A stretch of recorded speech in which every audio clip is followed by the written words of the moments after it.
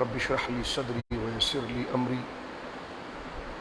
واحلل عقدة من لساني يفقهوا قولي. الحمد لله المبدئ المعيد الغني الحميد ذي العفو الواسع والعقاب الشديد، والصلاة والسلام على سيد الأنبياء والمرسلين وعلى آله وصحبه أجمعين. أما بعد فأعوذ بالله من الشيطان الرجيم. بسم الله الرحمن الرحيم.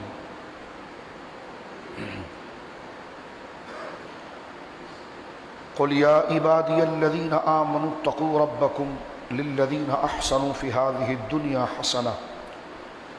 وأرض الله واسعة إنما يوفى الصابرون أجرهم بغير حساب. آمنت بالله صدق الله العظيم ببركة إن الله وملائكته يصلون على النبي يا أيها الذين آمنوا صلوا عليه وسلموا تسليما. اللهم صل على سيدنا وحبيبنا ومولانا محمد وبارك وسلم صلاة وسلاما عليك يا سيدي یا حبیبی یا رسول اللہ. اللہ کی حمد و ثنا نبی محترم، نبی معظم، باعث تخلیق ارض و سما صلی اللہ علیہ وآلہ آلہ وصحبہ وبارک وسلم کی بارگاہ مقدسہ میں انتہائی محبت و عقیدت کے ساتھ درود و سلام پیش کرنے کے بعد تمام تعریف اللہ وحدہ لا شریک کے لیے ہے.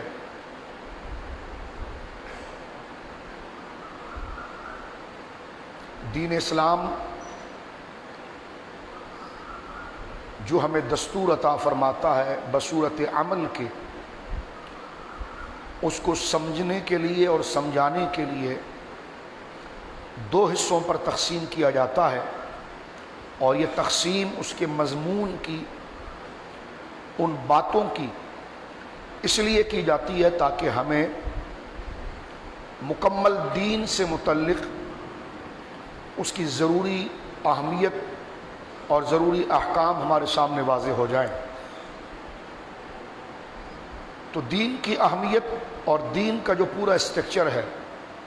اس کو سمجھنے کے لیے اگر اس کو دو حصوں میں تقسیم کیا جائے تو اس کو یوں سمجھا جا سکتا ہے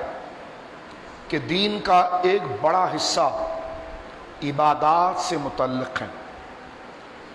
کچھ پریکٹیکل چیزیں ہیں، عبادات کی چیزیں ہیں، جیسے نماز ہے، روزہ ہے، صاحب نصاب کے لیے زکوٰۃ ہے، صاحب استطاعت کے لیے حج ہے، صدقہ فطر ہے. الغرض یہ عبادات کا ایک پورا سلسلہ ہے. اور دین کا ایک دوسرا حصہ سمجھانے کے حوالے سے وہ عقیدت اور محبت کا ہے. دین اس وقت اپنی پوری شکل میں قائم ہوتا ہے کہ جب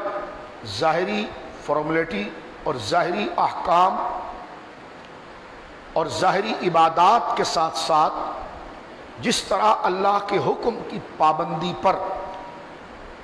ان احکام کی پابندی کی جا رہی ہے، اسی طرح اعمال اور عبادات سے ہٹ کر کچھ ہستیاں، کچھ شخصیات، کچھ لوگ ایسے ہیں جن سے محبت، جن سے عقیدت، جن کی تعظیم، جن کا احترام دین میں اسی طرح ضروری درجہ رکھتا ہے جیسے عبادات میں نمازوں کا درجہ ہے اور روزے کا درجہ ہے. اور یہ دونوں چیزیں جب جڑ جاتی ہیں اور جو شخص عبادات کی ان ظاہری صورتوں کو اور اللہ کے محبوب اور عظمت والے بندوں کی قدر و عظمت کو اپنے دل میں رکھ کر ان کے احترام اور تعظیم کو اپنے لیے شامل کر دیتا ہے، کیونکہ یہ دونوں کا پابند اللہ نے ہمیں کیا ہے. اور یہ دونوں صورتیں جب اپنے ایک جگہ پر جمع ہو جاتی ہیں تو اصل میں یہ دو نہیں رہتی، یہ دین کی اصلی شکل جو ہے وہ اس طرح قائم ہو جاتی ہے. لہٰذا جہاں ہمیں نماز اور عبادات، احکام و اخلاق کا جاننا لازم و ضروری ہے، وہیں پر اسلام کی برگزیدہ شخصیات جن کے ذریعے دین ہم تک پہنچا، اللہ کے رسول نے جن پر اعتماد کیا صلی اللہ علیہ وسلم، اور اللہ رب العالمین جل وعلا نے جن کے ایمان کی سند بیان کی اور نبی کو اطمینان دیا کہ آپ گھبرائیے گا نہیں، کہ جب آپ ہمارے پاس سے لوٹ کر آ جائیں گے تو آپ کے دین کی خدمت اور ایک لمبے عرصے تک، اور بالخصوص حضور علیہ السلام کہ آپ سے لے کر قیامت تک کوئی جدید اور نیا نبی پیدا نہیں ہوگا، تو حضور کو تسلی جن ہستیوں کے کردار اور اعمال کو بنیاد بنا کر دی گئی کہ آپ نے گھبرانا نہیں ہے، آپ نے جن افراد کو تیار کر دیا ہے ان کے دلوں کو ہم نے چن لیا ہے، اور یہ وہ پسندیدہ لوگ ہیں کہ جن کے ذریعے ہم اپنا نظام بھی اس زمین پر لائیں گے اور قیامت تک ان کی استقامت کی وجہ سے اپنے دین کو تحفظ بھی دیں گے، اور وہ جماعت حضرات صحابہ کرام کی ہے جو دین میں جس طرح کہا جائے کہ اللہ سے تعلق، اس میں کوئی دو رائے نہیں ہے کسی بھی مسلمان کی کہ اللہ سے تعلق بغیر رسول کریم صلی اللہ علیہ وسلم کے سوچا ہی نہیں جا سکتا، اسی طرح بغیر صحابہ کرام کے تعلق سے رسول اللہ کا قرب سوچا ہی نہیں جا سکتا۔ جس طرح اللہ رب العالمین نے وحی کا سلسلہ اپنی جانب سے خاص حفاظت سے محبوب کریم صلی اللہ علیہ وسلم کے سینے پر اتارا، وہ قرآن، وہ دین، وہ احکام، وہ ہدایات، وہ عبادات اور اخلاق کی صورت میں نبی کریم علیہ السلام نے اسی ذمہ داری کے ساتھ اپنے صحابہ تک پہنچایا، اور صحابہ کرام رضوان اللہ اجمعین نے اسی ذمہ داری کے ساتھ اس کو سنبھالا، اس کے متحمل رہے۔ تو لہذا صحابہ سے محبت اور ان سے عقیدت اور اپنے دلوں کو ان کے مقام اور عظمت کے حوالے سے ستھرا رکھنا، صاف رکھنا، یہ انتہائی لازم اور ضروری ہے۔ ان سے بغض، ان کے لیے برائی اور ان کے لیے سوء ظنی رکھنا، یہ اسلام سے بہت بڑی دشمنی اور یہ اسلام کے انکار کا ایک طریقہ ہے۔ ظاہر سی بات ہے، میں آگے بڑھنا چاہتا ہوں ایک جملے کے ساتھ۔ آپ کسی چیز کو قبول کرتے ہیں، کسی بات کو قبول کرتے ہیں جبکہ جب وہ بات ہو رہی تھی اور جبکہ وہ سلسلہ ہو رہا تھا تو اس وقت اس جگہ پر آپ موجود نہیں تھے، نہ وہ بات آپ کے سامنے ہوئی فرض کیجئے، اور نہ اس جگہ پر آپ موجود تھے، لیکن ایک شخص نے آپ کو بات بتائی کہ یہ فلاں جگہ پر یہ واقعہ ہوا ہے یا فلاں جگہ پر یہ سلسلہ ہوا ہے، تو آپ اس جب وہ واقعہ ہو رہا تھا، جب وہ حالات ہو رہے تھے، اس وقت تو آپ موجود نہیں تھے، آپ تک وہ بات اس بندے کے ذریعے پہنچ رہی ہے۔ اب اس واقعے کی صداقت یا اس کا جھوٹ ہونا، یا اس بات کا سچا ہونا یا اس بات کا جھوٹ ہونا، اس کا دار و مدار اس بندے کے اوپر ہو گیا ہے کہ جو بات آپ تک پہنچا رہا ہے۔ جو شخص اس بندے کا انکار کر دے تو واقعہ خود بخود غلط ثابت ہو جائے گا۔ بس اس کا سلسلے کو، جو ایک یقینی اور فیکٹ سلسلہ ہے ہر چیز کو قبول کرنے کا، یہی درجہ دین کے اندر حضرات صحابہ کرام کا ہے۔ قرآن جب اتر رہا تھا ہم نہیں تھے، قرآن جب مرتب ہو رہا تھا ہم نہیں تھے، قرآن جب لکھایا جا رہا تھا ہم نہیں تھے، نبی پاک کے سامنے ہم نہیں تھے، دین جب آہستہ آہستہ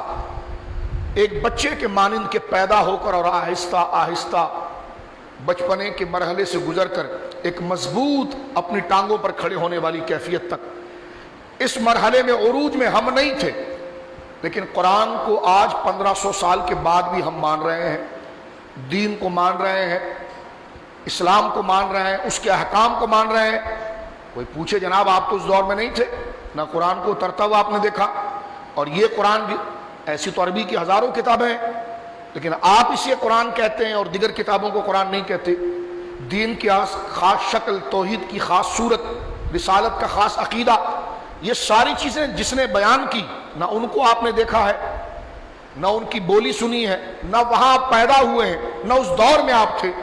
تو آپ ان باتوں کی تصدیق جناب کیسے کرتے ہیں؟ تو آپ کہیں گے صحابہ کرام کے کہنے پر۔ اس سے آپ ہلکا سے بھی دماغ پر زور دیں تو آپ کو پتا چل جائے گا کہ دین میں صحابہ کرام کی اہمیت ایسے ہے جیسے بدن کے اندر روح کی ہوتی ہے۔ اگر صحابہ کرام کو دین سے ہٹا دیا جائے تو پورا دین کا اسٹرکچر گر جاتا ہے، قرآن مشکوک ہو جاتا ہے معاذ اللہ، دین مشکوک ہو کر رہ جائے گا معاذ اللہ۔ حال وہی ہوگا جو آج کرسچن کمیونٹی کا ہے، ہر بندہ اپنی طرف سے کتاب لکھ رہا ہے، کیتھولک کی بائبل الگ ہے تو دوسرے کی الگ ہے، ہر گلی کے اندر مسئلہ الگ ہے۔ لیکن آج قرآن، آج مسلمانوں میں تشریحات اور تعبیرات میں کئی جماعتیں بن گئی ہیں، لیکن قرآن کے ہونے میں، اور قرآن حق ہے اور یہ پڑھا بھی اسی طرح گیا ہے، یہ ہے بھی اسی طرح جس طرح رسول اللہ نے پڑھا اور رکھا۔ یہ اعتماد جو 15 صدیوں سے چلتا ہوا آ رہا ہے، اس بات کی دلیل ہے کہ ابو بکر سچے ہیں، عمر سچے ہیں، عثمان سچے ہیں اور علی سچے ہیں۔ اب آج کا ایک چھوٹا موٹا کیڑا مکوڑا کھڑے ہو کر اتنی بڑی جماعت پر، جن کے کندھوں پر پورے اسلام کی بنیاد ہے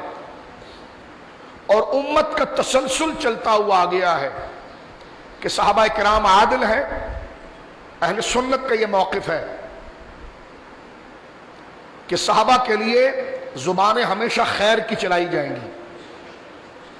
ہاں، ان کے درمیان دین کے حوالے سے اگر مشاجرات یا ایک دوسرے کے ساتھ بظاہر کوئی معاملہ ہوا تو وہ ایسا نہیں ہوا جیسے میرے اور آپ کا ہوتا ہے۔ وہ دونوں جماعتیں، رائے مختلف ہو سکتی ہے، ایک کہہ رہے ہیں اس طریقے سے کام اچھا ہو سکتا ہے، ایک کہہ رہے ہیں اس طریقے سے ہو سکتا ہے۔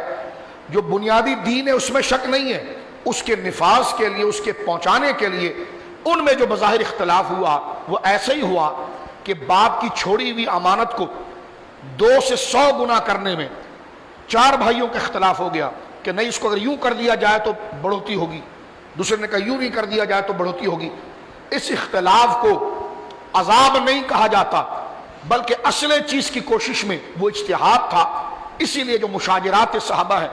صحابہ کا بظاہر کسی حکم میں براہ راست آنا بھی ہے تو اہل سنت و جماعت جو ان کی ذمہ داری اور ان کے منصب کی جو حساسیت جو بھی میں بتا چکا ہوں ایسی ہے کہ ہم وہ لوگ نہیں کہ ہم ان کا فیصلہ کریں۔ ہمارا حق یہی ہے کہ ہم اس معاملے میں خاموش رہیں یا تو ان چیزوں کا مطالعہ نہ کریں، لیکن اگر ضرورت پڑ جائے مطالعے کی تو اس پر خاموشی اختیار کی جائے۔ ہماری یہ سطح نہیں ہے کہ ہم اپنی سطح سے اٹھ کر کسی پر تبرہ اور تان کرے۔ یہ خوبصورت ذہنیت اہل سنت و جماعت کی ہے۔ آج اپنے بڑے بڑے فراڈیوں کو کچھ نہ کہا جائے اور صحابہ پر ہاتھ ڈال دیا جائے تو یہ یہودیوں کی ایک سازش ہے جس نے دین کے اندر یہ نقشے سارے اتارے۔ عبداللہ بن سبا اور اس کی نسل نے جو دین کے اندر باقاعدہ پروڈکٹ بنا کر شامل کی، اور وہ اتنا کمپائل وقت نہیں تھا تو لوگ داڑھی ٹوپی کے اندر شامل ہو کر صفوں کے اندر شامل ہوئے اور اختلافات کو ہوا دی اور دین کی بنیادی چیزوں کو مشکوک کرنے کی کوشش کی۔ لیکن اہل سنت و جماعت نے ہمیشہ یہ بات کی ہے کہ امت کا کثیر گروہ جدھر رہا ان کے ساتھ رہی ہے۔ جس طرح قرآن کریم نے کہا سورہ نساء میں ایک فارمولہ ہمیں اللہ نے دے دیا ہے، کیونکہ ہم انسان ہیں، ہمیں اختلافات ہو سکتے ہیں، ہماری رائے مختلف ہو سکتی ہے، ہم ہمیشہ عقیدت میں نہیں رہ سکتے، بدعت بھی سکتے ہیں۔ تو جس رب کے لیے ہم کسی چیز کا کیونکہ اگر ہم بدعت کر ایک چیز کا انکار کر رہے ہیں تو اس میں بھی ہمارا دل یہ ہوتا ہے کہ شاید اس اختلاف سے رب مل جائے، یہی مطلب ہوتا ہے اختلاف کرنے کا، اور کیا مطلب ہوتا ہے؟ یا کسی چیز کو درست سمجھ کر ہم اسی پر چل رہے ہیں، ان کا بھی مقصد یہی ہے کہ ہم اللہ رب العالمین مل جائے۔ ایک بندہ کسی مسئلے پر اختلاف کرتا ہے تو وہ بھی اللہ کو پانے کے لیے کرتا ہے کہ نہیں اس ذریعے سے نہیں ملے گا، اس ذریعے سے۔ ایک جو اس پر جمع ہوا ہے وہ بھی اللہ کے لیے کر رہا ہے۔ تو اب جب ہمارا اختلاف، ہمارا انکار اور ماننا وہ ہوتا ہی اللہ تک پہنچنے کے لیے ہے کہ آپ نے رائے نہیں سمجھی، رائے یہ ہے، تو رائے سے اختلاف ہوتا اس لیے ہے کہ جو آپ رائے بیان کر رہے ہیں وہ شاید رب کو راضی منظور نہیں ہے، میں جو رائے دے رہا ہوں یہ منظور ہے۔ تو اختلاف جو ہوتا ہے وہ رب کو پانے کے لیے ہوتا ہے۔ تو پھر چاہیے کہ ہم رب کی طرف چلیں، اور اس نے جو بنیادی پرنسپلز دیے ہیں اور بتایا ہے کہ تم نے اپنی رائے کا تو اختلاف کرنا ہے، لیکن کہاں پر کرنا ہے اور کہاں پر نہیں کرنا ہے۔ تو سورہ نساء کے اندر ایک مضبوط آیت نازل ہو چکی ہے جس میں قیامت تک کے مسلمانوں کو کہا گیا کہ اپنی باتیں اس سے نیچے رکھنی ہے، اس تک نہیں جانا ہے، ہر حال میں اس قانون کو فالو کرنا ہے۔ اگر تم نے ایسا کوئی اسٹرکچر بنایا، ایسا کوئی مضمون بنایا، ایسا کوئی سبجیکٹ بنایا،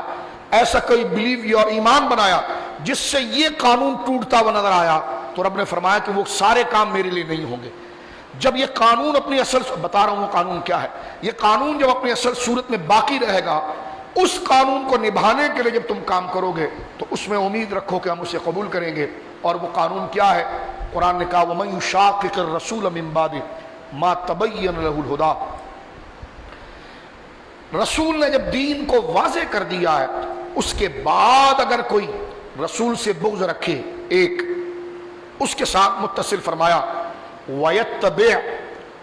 غَيْرَ سَبِيلِ الْمُؤْمِنِينَ،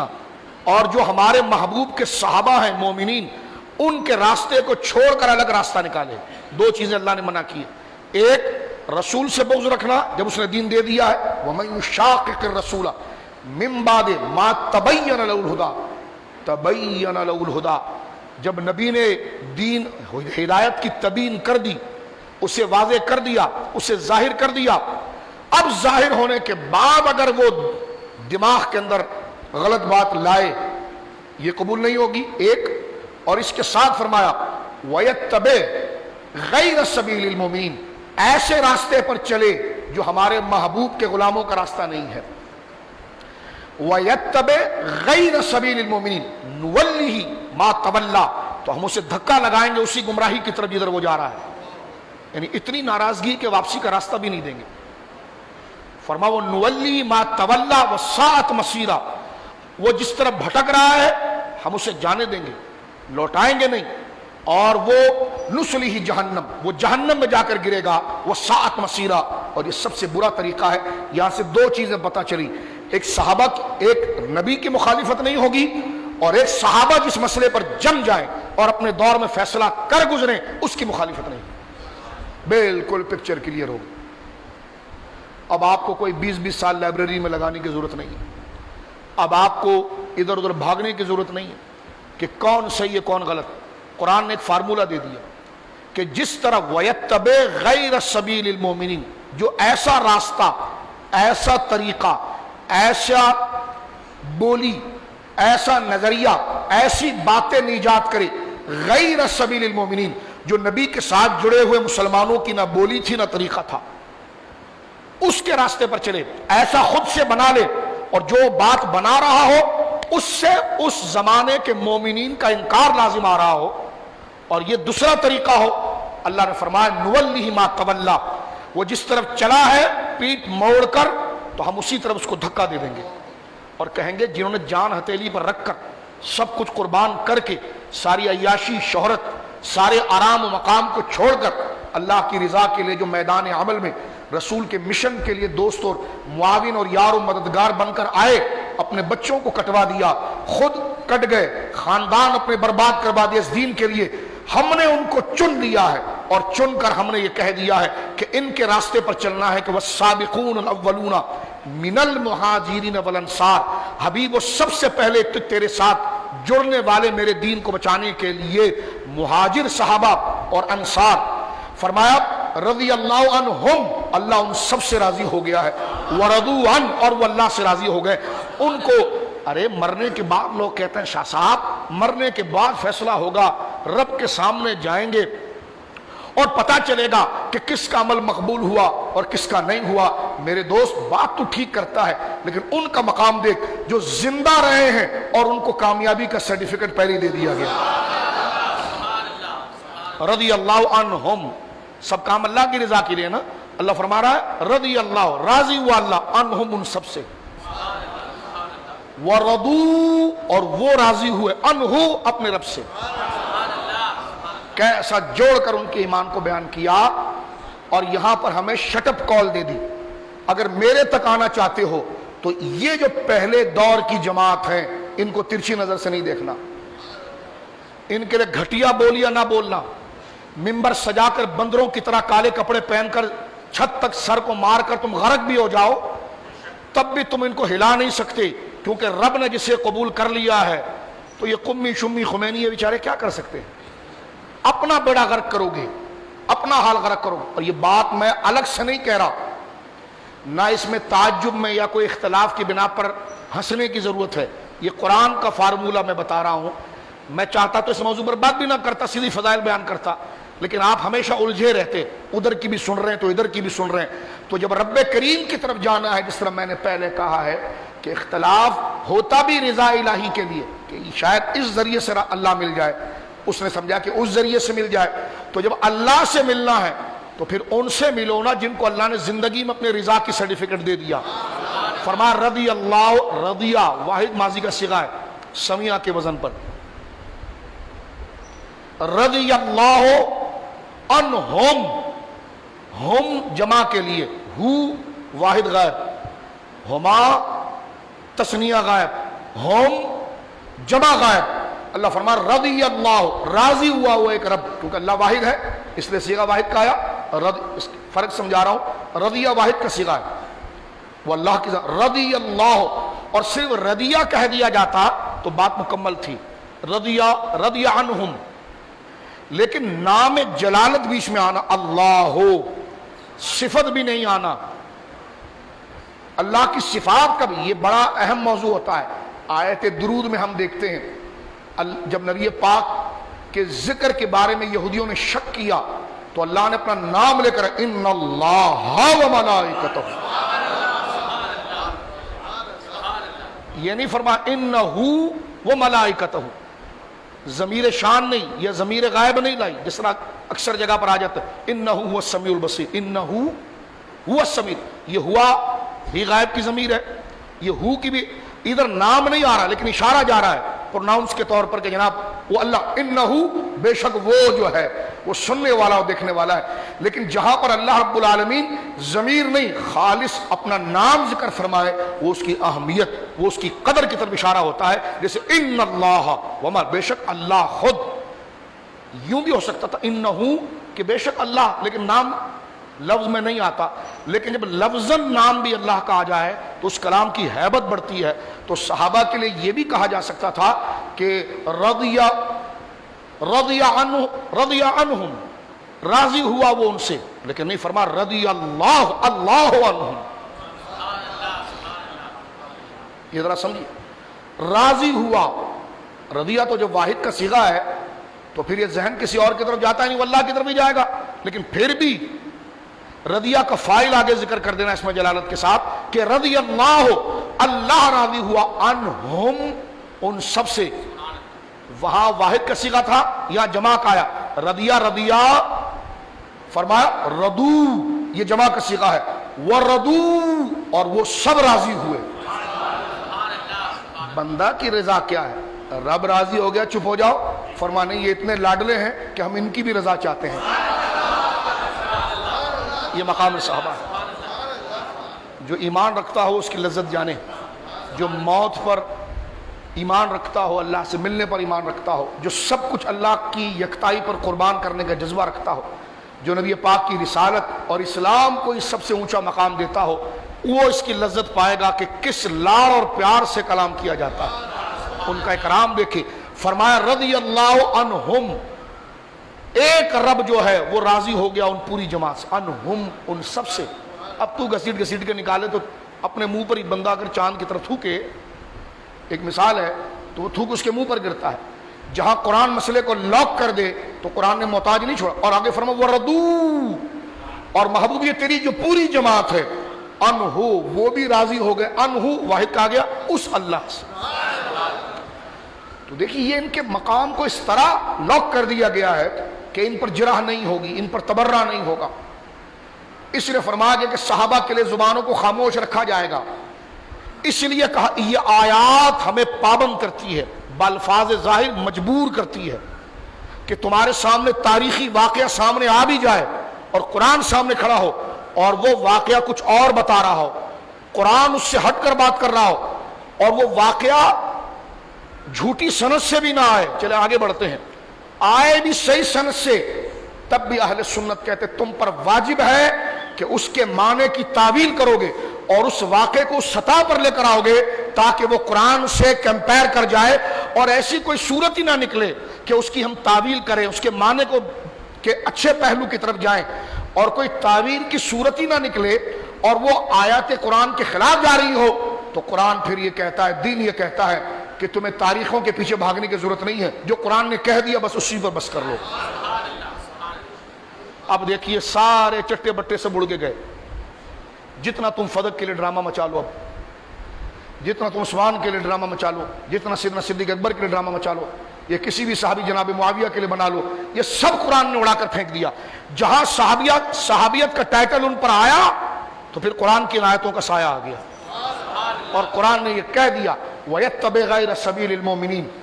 نُوَلِّهِ مَا تَوَلَّى وَنُصْلِهِ جَهَنَّمَ وَسَاءَتْ مَصِيرًا۔ فرمایا جو ایسا راستہ ہے، ایسی بولی اختیار کرے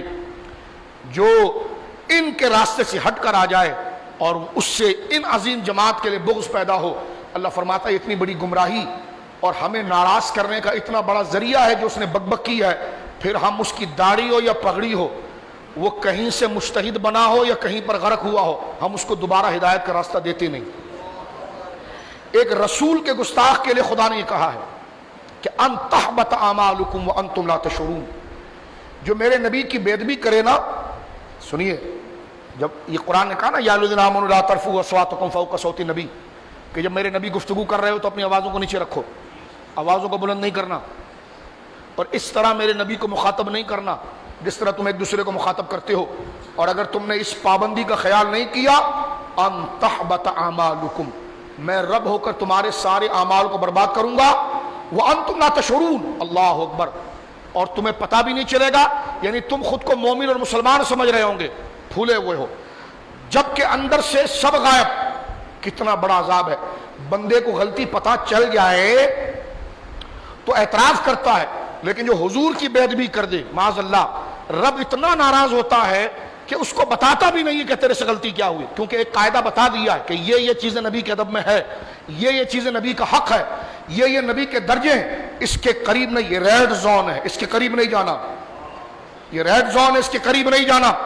اس کے پیچھے۔ لیکن اگر کسی نے اس میں مداخلت کر دی تو رب اتنا ناراض ہو جاتا ہے، فرمایا کہ میں پھر عمل کو ختم کر دیتا ہوں، وَأَنْتُمْ لَا تَشْعُرُونَ، اور ایسا اسے گمراہ کر دیتا ہوں کہ اس کو پتہ ہی نہیں ہوتا کہ میرے سے کام کیا ہوا ہے۔ تو معاذ اللہ العیاذ باللہ، نبی پاک کی بے ادبی، آپ سمجھ رہے میں کیا کہ میں سمجھا پا رہا ہوں شاید آپ کو، یعنی اس کو یہ پتہ ہی نہیں چلتا کہ مجھ سے کیا ہوا، کیونکہ جب یہ پتا تھا کہ یہ نبی کا مقام ہے، اس میں تم نے مداخلت کر دی۔ یہ مقام تھا کہ یہ حضور کی ختم نبوت ہے، اور مرزا ملعون نے حضور کو گالیاں دی معاذ اللہ اور ختم نبوت کا انکار کیا ہے، اس کو تم کاغذوں میں گھسیڑو اور پھر اسمبلیوں میں ما کان محمد لکھو، رب کو ان آیتوں کی پھر تمہارے لکھنے کی کوئی ضرورت نہیں ہوتی، اس لیے کہ پھر رب وہ خوش فہمی میں ہوتا ہے، نہیں میں تو مومن ہوں، میرے سے بڑا کون مومن ہے۔ یہ گمراہی آتی جب ہے، اور جب بات کی جائے یہ مولویوں کی بات ہے، یہ تو دہشت گردی کی بات ہے، یہ خود کو پارسا سمجھنے کا ذہن بنتا جب ہے، رب فرماتا ہے کہ میں ان کو اس طرح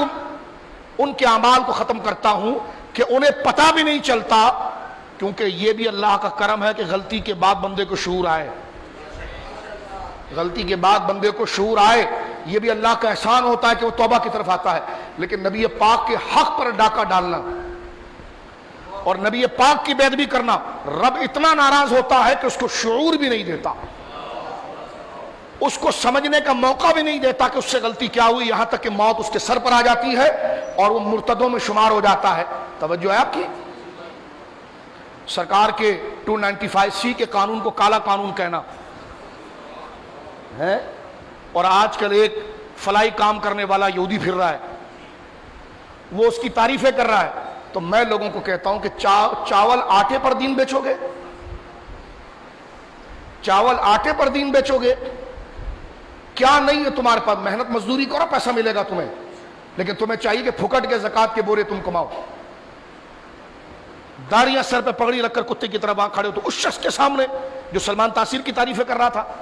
تو اب آپ دیکھیے کہ یہ گمراہی آتی کب ہے، بات کو ختم کرتے ہیں، تنقید نہیں، ڈر کر ایک دوسرے سے بات کر رہے ہیں، اللہ کی قسم کسی کو نشانہ نہیں بنا رہے، ڈر کر میرے بھائیوں بات کر رہے ہیں۔ کیونکہ آپ کی بھی سانس نکلنی ہے، میری بھی نکلنی ہے، یہاں سے آپ کی بھی کفن کی گانٹھ لگنی ہے، میری بھی لگنی ہے۔ اس ڈر سے کر رہے ہیں کہ اس اندھیری کوٹھڑی میں کہ جس کو پاؤں سے اور سر سے باندھا جاتا ہے حال کیا ہوگا، تو رب نے فرمایا بس 2 درجوں کی وفاداری کر دو، بخش دوں گا۔ ایک میرے نبی کی وفاداری، ایک میرے نبی کے صحابہ کی وفاداری۔ اس صحابہ کی جماعت میں اہل بیت بھی آ گئے ہیں، یہ بھی سمجھ لیجئے، یہ خواہ مخواہ کا نقطہ بیچ میں نکالنا، اس میں مولا علی خود ہی آ گئے ہیں، سیدہ زہرا خود ہی آ گئے ہیں۔ تو جب لفظ صحابہ کہہ دیا گیا جنہیں حضور کا دور مل گیا ہے، بعد والے ان کی وجہ سے پہچانے جائیں گے۔ بات کو یہاں ختم کرتے ہیں ایک پیغام دیتے ہوئے، کیونکہ عثمان غنی کی شہادت بڑی دردناک شہادت ہے، وہ ایک آزمائش والی شہادت ہے۔ حضور نے فرمایا کہ جب میرے عثمان کو کسی نے تکلیف پہنچائی نا،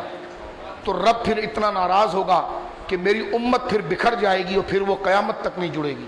اور آپ تاریخ پڑھ کر دیکھ لیے، جس دن عثمان غنی کو شہید کیا گیا، اتنی فرقہ واریت ہوئی، آج تک لڑائی جھگڑے چل رہے ہیں۔ بچے گا وہ جو ان نعمتوں کی قدر کرے گا جن کا رتبہ تابوت سکینہ سے بھی اعلیٰ ہے، جن کا وجود، جن کی وجہ سے زمین کا امن تھا، جن کی وجہ سے زمین کا قرار تھا۔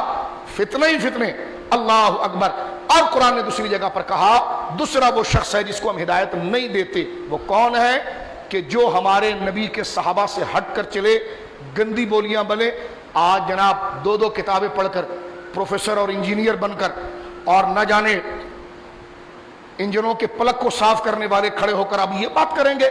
کہ حضرت عثمان نے کیا کیا، حضرت معاویہ نے کیا کیا، یہ قرآنی آیات کس طرف جائیں گی۔ لہٰذا میں ایک آپ کا چھوٹا بھائی ہونے کی حیثیت سے بات عرض کروں گا کہ جو میں اپنے لیے پسند کرتا ہوں، قرآن حدیث میں ہے، مومن ہے وہ حتی یحب لأخیہ ما یحب لنفسہ، مومن ہوتا وہ ہے کہ جو اپنے بھائی کے لیے وہ پسند کرے جو اپنے لیے پسند کرے۔ جو میں اپنے بچوں کے لیے، اپنے لیے، اپنی فیملی کے لیے پسند کرتا ہوں، وہ بات میں آپ کے لیے بتا رہا ہوں کہ اپنے کان اور آنکھوں بند کر لیجئے اور ایک ہی طرف چل پڑیے کہ ہر صحابی نبی یہ ایک نجات کا ذریعہ ہے، ایک عافیت کا ذریعہ ہے۔ یہ کہنا کہ جناب تحقیق کریں گے، کیا کیا؟ میں نے کہا اسلام نے تحقیق کو آج کل کے مولاناؤں پر، ذاکروں پر نہیں چھوڑا، یہ اسلام ہے۔ اگر یہی تحقیق ٹھیک تھی تو جن کو ہم ولی مانتے ہیں، کہ انہوں نے وہ روایات نہیں پڑھی، کہ غوث اعظم نے نہیں پڑھی، کہ غریب نواز نے نہیں پڑھی، کہ داتا صاحب نے نہیں پڑھی، کہ مجدد صاحب نے، یہ جو آج تو کتابیں کھول رہا ہے، کیا ان کو ان حوالوں کا پتہ نہیں تھا؟ کا پتہ تھا۔ تو میں نے کہا سارے دلائل پڑھنے کے بعد فیصلہ انہوں نے کس نتیجے پر کیا؟ کہ سارے صحابہ نیک ہیں۔ تو میں نے کہا تو بھی یہی بولنا۔ جب سپریم فیصلہ ہو چکا ہے تو پھر ان دلائلوں کو پرکھنا۔ آج قادری بنے پھرتے ہیں اور حضرت ابوبکر کی افضلیت پر کسی کے کینسر کا علاج کر دیا، کسی کا فلاں کا کر دیا، اور ہمارے میمن دوست، دیگر دوست سادے انداز میں پانی کی بوتلیں لے کر پھر رہے ہوتے ہیں۔ ایک بات میں یہاں پر یہ بھی عرض کر دوں، عامل اور ہوتا ہے، ولی اور ہوتا ہے۔ عامل ہندو بھی ہو سکتا ہے، نہیں اس نے میرے بچے کا جن نکال دیا، اس نے دم کیا، فلاں کا، یہ کام ہندو بھی کر سکتا ہے۔ نوری اور شیطانی کلمات سے ہٹ کر بات کر رہا ہوں۔ نہیں جناب فلاں مرض تھا، میرے بچے کو کینسر تھا، اس کے پاس میں گیا، کام ہو گیا۔ میں نے کہا یہ کام ہندو بھی کر سکتا ہے۔ عملیات اور چیز ہے، ایمان اور چیز ہے۔ خدا را ان جعلی پیروں کے چکروں میں، تعویذ اور دم کے چکر میں تمہارا کوئی کام ہو جاتا ہے، اس کو لا کے مسجد کی پہلی صف میں بٹھاتے ہو، پھر وہ مرید کر رہا ہوتا ہے، بعد میں کہتا نہیں میرا جی چاہتا ہے کہ دمادم مست خلندر علی کا پہلا نمبر، بڑی پگڑیاں پہن کے پھر پورے سندھ میں بھٹک رہے ہوتے ہیں، کبھی سیدنا امیر معاویہ پر انگلی توڑ رہے ہوتے ہیں۔ ہمارے بڑے بڑے پکے سیٹ، شاید ان کا کوئی کام ہو گیا۔ میں نے کہا شکر کرو کہ ہمارے کراچی میں کوئی ہندو عامل مشہور نہیں ہوا۔ شاید خدا نہ کرے جو راستہ تم اختیار کرو، کل اس تم مندر کے پیچھے بھی چلے جاتے معاذ اللہ کہ چلو جو عامل نے کام کیا ہے تو اگر یہ معاذ اللہ بتوں کو پوج رہا ہے تو ہم اس کے پیچھے چلے جائیں۔ عامل ہو یا غیر عامل، اس کو پہچانا جائے گا عزت صحابہ پر، اس کو پہچانا جائے گا حب اہل بیت پر، اس کو پہچانا جائے گا ختم نبوت پر۔ ان میں سے کسی مسئلے پر وہ ڈھیلا ہو گیا تو ہم بھوکا مرنا، مرض میں خدا نہ کرے مرنا گوارا کریں گے، لیکن صحابہ کی عزت اور قدر کو ایک جعلی تعویذ اور جعلی دم پر نہیں بیچیں گے۔ یہی تو آزمائش ہے مومن کے لیے دنیا قید خانہ کیوں ہے؟ کیونکہ اس کے مزے یہاں پر نہیں ہیں کہ جو تم ہر ایک کے پیچھے بھاگ کر دم درود کر کے، درود بمانا لفظاً یہ کہہ رہا ہوں، درود پاک کی بات نہیں کر رہا، وہ کر کے تم اپنی سہولت چاہتے ہو۔ سہولت لینا چاہیے، مشائخ تعویذات دیتے ہیں، تعویذات حق ہیں، لیکن ان سے لیا جائے، ان کے پاس جائے کہ جن کا عقیدہ اہل سنت والا ہو، جن کا عقیدہ صحابہ کے لیے دل کو صاف رکھنے والا ہو، اہل بیت کے لیے صاف رکھنے والا ہو، اور پیچھے سے لوگوں کے گھروں میں جا کر انگلیاں توڑے، نہیں یہ تو انہوں نے ایسی افضلیت ابو بکر کی بات کر دی ہے، یہ غلط روایات ہے۔ ارے دانت تو تو نے کبھی زندگی میں صاف نہیں کیے، پاؤں سے تو چلنا تجھے نہیں آتا، ہاں قرآن تو تجھے پڑھنا نہیں آتا، کتاب تو نے ایک نہیں پڑھی ہے، آج لوگوں کے گھروں میں جا کر چھپ چھپ کے ان کے گھروں کا علاج کر دیا، اگر کوئی مریض صحیح بھی ہو گیا تو اس کا مطلب یہ ہے کہ ان کو تو شیعہ بنائے گا۔ جو حق تھا میں نے بتا دیا، قرآن سب سے بڑا شفا ہے، رسول اللہ سب سے بڑے شفا دینے، صحابہ کی محبت سب سے بڑا تعویذ ہے، محبت اہل بیت سب سے بڑی تعویذ ہے، نماز سب سے بڑا تعویذ ہے، استغفار سب سے بڑا تعویذ ہے، کلمہ شریف کا ورد سب سے بڑا تعویذ ہے۔ اور ہاں اگر واقعی میں ایسے سچے لوگ مل جائیں جن کے عقیدے چمکیلے ہوں تو پھر ان کے ہاتھ چومنا بھی پھر آپ کے لیے جائز ہے، ان سے دم کرانا بھی جائز ہے، ان سے تعویذ لینا بھی جائز ہے۔ میری تقریر کا غلط مفہوم نہ لیا جائے، کیونکہ آتا کچھ بھی نہیں تو یہاں سے پکڑتے ہیں، تو میں نے حالانکہ بچے کو بھی سمجھانے کی ضرورت نہیں، اب ہم کہہ رہے ہیں، ہم تو خود مناظرے اس مسئلے پر کر رہے ہوتے ہیں، تعویذ کے مسئلے پر، تو ہم جو کہہ رہے ہیں تو مطلب یہ ہے کہ لینا کس سے ہے اور کس سے نہیں۔ رہا نہیں شاہ صاحب فلاں نے تعویذ دیا تھا کام ہو گیا، فلاں نے پیلیا اتار دیا، میں نے کہا میں کہنا نہیں چاہتا شہرت کے لیے، آج ہندو بھی جگہ جگہ بیٹھے ہیں جو جادو اتار دیتے ہیں، جنات اتار دیتے ہیں۔ ابے جادو جنات تو اس دور میں مشرکین مکہ بھی اتارتے تھے، صحابہ نے حضور پر ایمان اس لیے لایا تھا کہ جادو اتاریں گے اور یہ اتاریں گے، یہ اس لیے لایا تھا کہ خالص توحید اور اللہ کا نظام دیں گے۔ جب اللہ مل گیا تو اس نظام نے کسی کو خاموش نہیں رکھا، اس نظام میں روحانی مرض کا بھی علاج ہے اور ظاہری مرض کا بھی علاج ہے۔ خدا را اپنے عقیدوں کی حفاظت کیجئے، کیونکہ عثمان غنی کا یوم تھا، میں اس بات کو اس نہج پر لے جا کر بیان نہیں کرتا، لیکن بڑی دردناک اور بہت بڑی امتحان والی شہادت ہے، لہذا اس لیے میں نے آپ کی خدمت میں یہ بات عرض کی ہے۔ اپنے حلقوں کو مضبوط رکھیں، اپنے ارادوں کو مضبوط رکھیں اور اپنے نظریے کو مضبوط رکھیں، کسی کی عقیدت میں اتنے آگے نہ بڑھ جائیں کہ وہ اتنا لاڈلا تمہارا ہو جائے کہ پھر ان نیک ہستیوں کے بارے میں وہ جو بولتا رہے اور آپ خاموشی سے ہضم کرتے رہیں۔ ہضم ہر بات کریں، لیکن جب بات آ جائے ان ہستیوں کی تو اس کو کہنا حضور آپ سے ہاتھ ملایا تھا دل نہیں دیا تھا، آپ سے ہاتھ ملایا تھا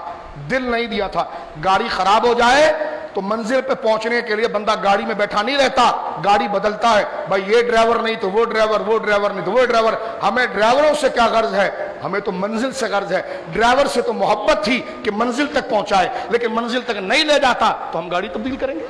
اللہ رب العالمین ہمیں صراط مستقیم پر قائم رکھے۔ ہمارا مقصد کسی پر تبرہ و تنقید نہیں ہے،